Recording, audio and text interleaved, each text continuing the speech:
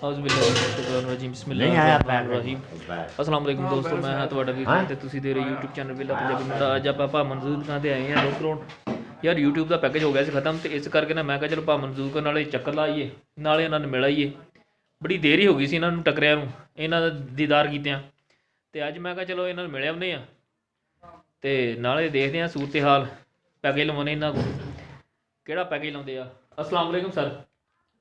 भा मंजूर की हाल आ? ठीक। होर सेहतां तबीयतां सब ठीक है सर? कित्थे रहे इन्नी देर?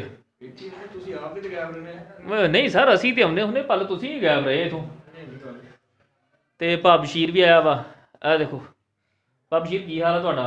ठीक हो तुसीं? चलो माशाअल्लाह। ऐनक कदों दी लग गई है? ओए होए होए, की नज़र दी लाई आ?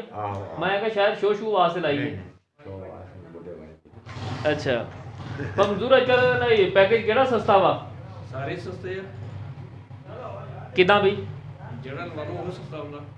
वो है तो सस्ता वा नहीं, जे च मिंट मुंट भी होण है कौन है ये दोस्त आ विच, ते ओ ना मिंट जेडे देख रिहा भा मंजूर नु मिंट आउंदे आ, ओदे विच 370 रुपए जेड़ा पैकेज लगदा। अच्छा ये मुंडा असल च बाहर आ ना बैठा, ते हैगा कैनेडा 'ਚ बैठा वा, ਤੇ ਉਹ ਕਹਿੰਦਾ ਸੀਗਾ ਕਿ ਮੇਰੀ ਨਾ ਭਾ ਮਨਜ਼ੂਰ ਨਾਲ ਗੱਲ ਲਾਜ਼ਮੀ ਕਰਵਾਈ।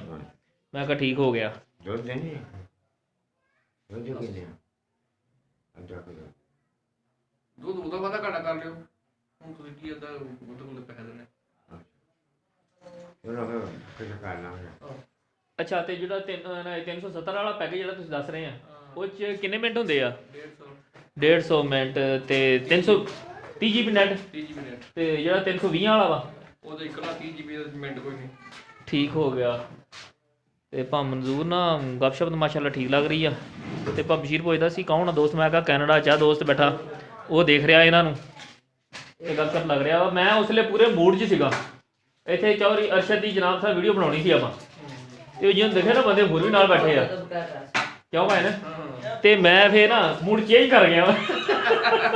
ਮੈਂ ਮੋਬਾਈਲ ਉਸ ਵੇਲੇ ਕੱਢਿਆ ਹੋਇਆ ਸੀਗਾ, ਤੁਹਾਨੂੰ ਪਤਾ ਮੈਂ ਮੋਬਾਈਲ ਕੱਢ ਕੇ ਬੈਠਾ ਸੀ। ਮੈਂ ਜੀ ਦੇਖਿਆ ਨਾ, ਮੈਂ ਕਿਹਾ ਹੁਣ ਭਾਈ ਅਮਰ ਵੀ ਬੈਠਾ ਵਾ, ਤੇ ਰਿਆਜ਼ ਬੰਦੇ ਬਹੁਤੇ ਹੋ ਗਏ, ਰਿਆਜ਼ ਸਾਹਿਬ ਵੀ ਬੈਠੇ ਸੀ, ਰਿਆਜ਼ ਸਾਹਿਬ, ਚੀਮਾ ਸਾਹਿਬ, ਮੂਨ ਚੀਮਾ ਸਾਹਿਬ ਬੈਠੇ ਸੀਗੇ। ਮੈਂ ਕਿਹਾ ਅੱਲਾ ਦਿਆ ਬੰਦਿਆ, ਇਹ ਨਾ ਹੋਵੇ ਹੋਰ ਨਾ ਕੋਈ ਕੰਮ ਖਰਾਬ ਹੋ ਜਾਏ, ਤੇ ਮੈਂ ਕਿਹਾ ਹੁਣ ਨਾ ਬੜਾ ਜਾਓ।